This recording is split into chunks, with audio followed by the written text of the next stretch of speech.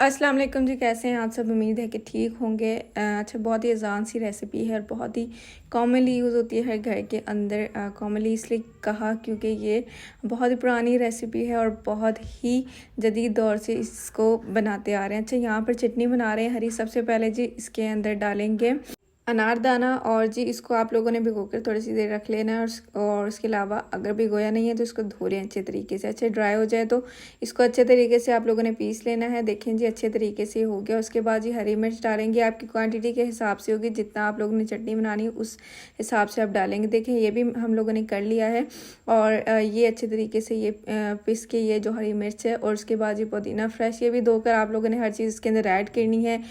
इसको भी आप अपनी क्वांटिटी के हिसाब से ही कमियां ज़्यादा कर सकते हैं। मैंने अपनी क्वांटिटी के हिसाब से लिया, अब आप अपनी मकदार कमियां ज़्यादा कर लें।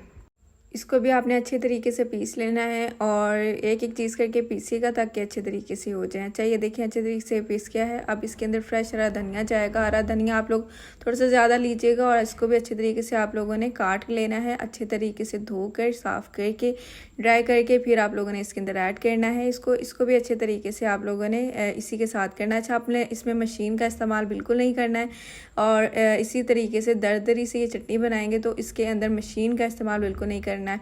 ये इसी तरीके से कूंडी की मदद से ही हम लोगों ने की है। आप लोगों ने भी इसी तरीके से यही ट्रिक अपनानी है, ठीक है। अच्छा जी, उसके बाद ना ये यहाँ से क्लिप थोड़ा सा हो गया था इसके।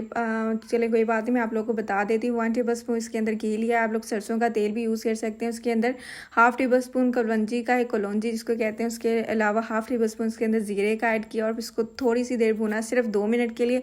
देन टमाटर हाफ करके 2 लिए हैं मैंने, वो भी इसको जब थोड़ा सा कलर चेंज हो जाए, टमाटर छिलके अलग कर लें, तो फिर आप लोगों ने इस तरह से करके मैश, और फिर आप लोगों ने इसको अपनी चटनी के अंदर डालकर कूंडी की मदद से कर लेना। अच्छा, आप लोग अगर मशीन यूज़ करना चाहते हैं ना इसके लिए, सिर्फ इसके लिए, तो आप लोगों ने इसके अंदर पानी का बिल्कुल यूज़ नहीं करना। फिर आप लोग वो मैश थोड़ा सा करके और इसके मदद से कर लें। अच्छा, आप लोग दोबारा सुन लें क्योंकि मेरे मुझसे क्लिप स्किप हो गई है।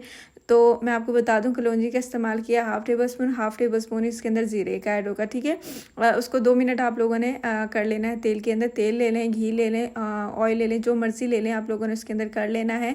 और फिर थोड़ा सा खुशबू आने लग जाए, टमाटर ऐड कर दीजिएगा। टमाटर ऐड करने के बाद आपने थोड़ा सा भूनना है, स्टे दे देना, ढक्कन दे कर दे दें या वैसे दे दें। टमाटर जब छिलके अलग कर लें अपने, मतलब कि टमाटर के ऊपर से जब छिलके अलग हो जाएं तो आप लोगों ने उसको उतार लेना है और फिर इस तरह से आप लोगों ने कर लेना है। मैशर की मदद से करना चाहते हैं, ब्लेंडर की मदद से, लेकिन पानी का इस्तेमाल बिल्कुल नहीं करना है, ठीक है।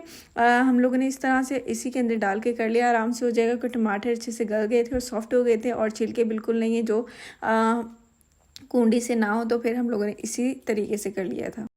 अच्छा, ये देखें जी हो गया है तकरीबन। इसके बाद जी नमक जाएगा 1/2 टेबल स्पून इसके अंदर काला नमक के, और जी 1/2 टेबल स्पून इसके अंदर सफ़ेद नमक जाएगा। नमक आप अपने हिसाब से कम या ज़्यादा कर सकते हैं। काला नमक आप लोगों ने लाजमी ऐड करना है, बहुत ही अच्छा टेस्ट देगा और बहुत ही मज़े का टेस्ट देगा।